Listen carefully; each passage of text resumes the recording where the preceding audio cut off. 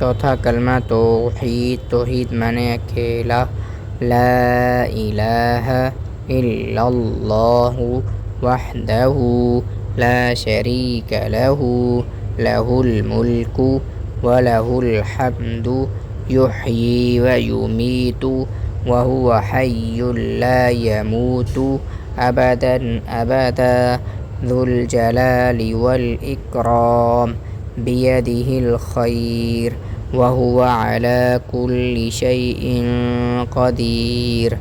ترجمہ: اللہ کے سوا کوئی معبود نہیں، وہ اکیلا ہے، اس کا کوئی شریک نہیں، اسی کے لیے ہے بادشاہی اور اسی کے لیے ہے حمد۔ وہی زندہ کرتا ہے اور مارتا ہے، اور وہ زندہ ہے، اس کو ہرگز کبھی موت نہیں آئے گی۔ بڑے جلال اور بزرگی والا ہے، اس کے ہاتھ میں بھلائی ہے اور وہ ہر چیز پر قادر ہے۔